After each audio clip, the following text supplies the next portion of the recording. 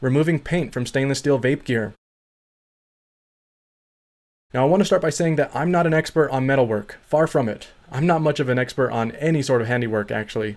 I usually fix things around the house by jamming paper towels into them, but over the weekend I decided to remove the paint from one of my atomizers, which is chipping paint really badly, and that's the Cosmonaut. First I want you to know that this is a clone Cosmonaut. I don't want anyone to think that the authentic Cosmonaut has bad paint. This clone is actually the reason I don't buy clones anymore, unless I also own the authentic version and I want to compare.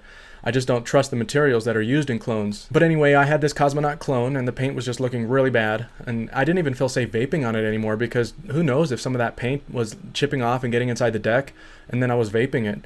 It probably wasn't, but still.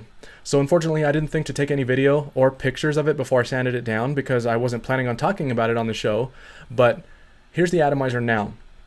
I think it looks pretty good. It could probably be better, but my hands got so cramped up that I think this is good enough. After getting the paint off of the Cosmonaut, I thought this might be something that some of you might be interested in, so I decided to start the Icon RDA, which is another one of my clones. But like I said, I only buy clones if I want to compare it with the authentic, and that was the case here.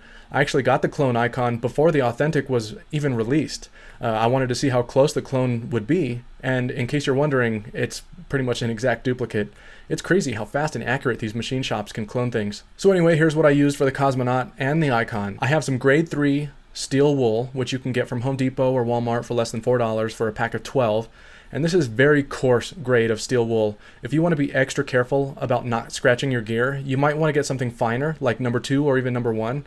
But just know that it will take much longer, and I mean much, much longer.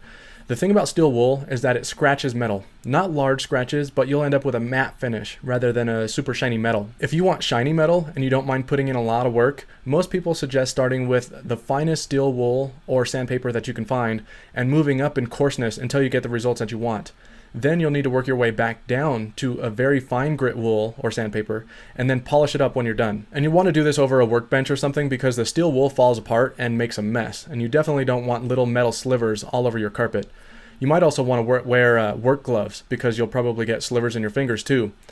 And since little paint particles will be floating around, you should use a mask too so that you're not inhaling that stuff. After doing the bulk of the work with the steel wool, I moved on to detail brushes, which I got from Harbor Freight for $2.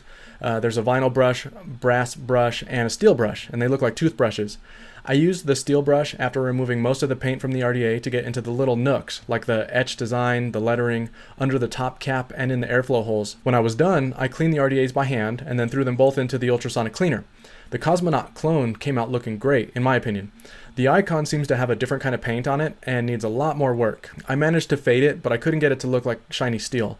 I'm sure with some work I can get it though. I might rig something up using my drill or something sometime later. So yeah, that's what I've done so far. Like I said earlier, this isn't something that I have experience with, so if you know of a better method, which I'm almost positive there is, please let me know because I still have a lot of work left on that Icon.